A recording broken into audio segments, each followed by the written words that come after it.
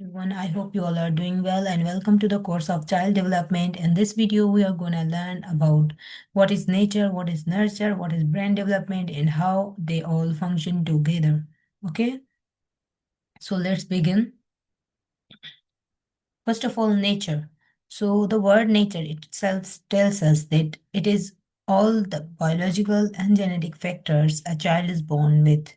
And these factors are inherited from parents that influence physical traits and some aspects of behavior, intelligence, and personality. So basically, when a child is born, so they have inherited some of the traits from their parents that include behavioral aspects, intelligence, and personality. So this is all the biological and genetic factors that a child is born with is nature. For example, suppose I say a child inherits eye color, height, and body structure from the parents. So this is the nature. This is naturally, okay? Some children naturally have strong memory or high energy levels. So either the children are born naturally with these abilities or these abilities are inherited from the parents, okay? For example, talents like musical ability or athletic strength may have a genetic basis.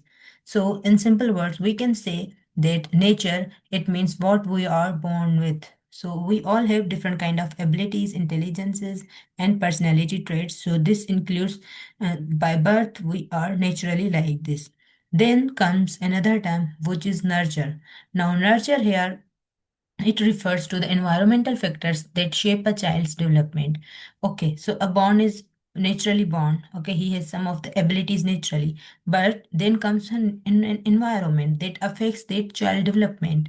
For example, we can say the environment includes our family, our school, our society, our culture, and different kind of experiences and learning opportunity that shape the further development of the child. Let's take an example. A supportive home helps a child develop confidence. Good teachers and positive classroom improve learning. A child raised in home with books becomes more knowledgeable. Okay, so in this way, we can say that environmental factors shape student or children's development. Okay, for example, let me tell you that if a child is born with the abilities, or if a child it has some abilities, but his environment is given which bullies him or which criticizes him, then he may not be able to develop that in that way. Okay, so these kind of environmentals to affect a child's development. For example, training, practice, and encouragement shape behavior and skills. So we can say that when a child is born naturally, but then environmental factors, different kind of trainings, different kind of practices can help a student, or they can shape its behavior and skills within the student or a child.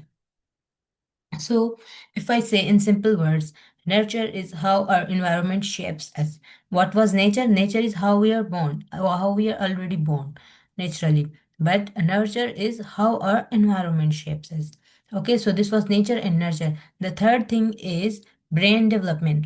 So, brain development refers to the growth, organization, and strengthening of the brain's structure functions from birth to adulthood.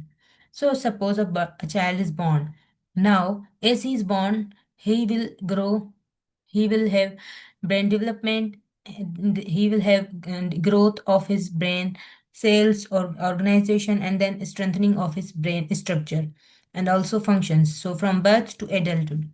Okay, what is included in the brain development? So it includes neural connections like brain wiring, memory development, language growth or development, emotional control, problem solving ability, and learning skills.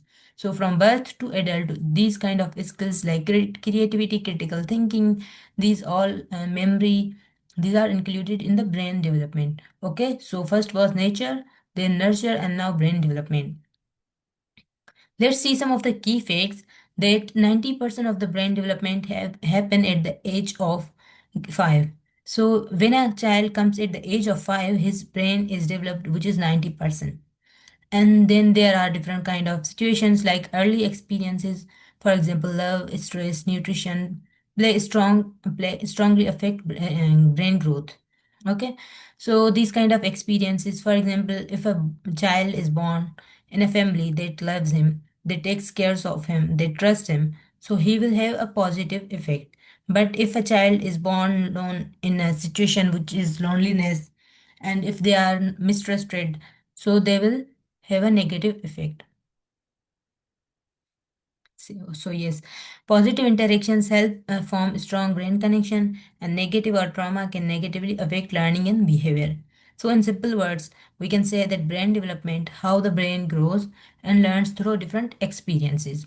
So these all are interconnected. I will let you know here that how they all work together. For example, a child development happens through a combination of nature, nurture, and brain development. A child is born with his some of the natural abilities, okay, through genes or through inheritance. He got some of the abilities. Then is the role of environment, how environmental experiences shape him.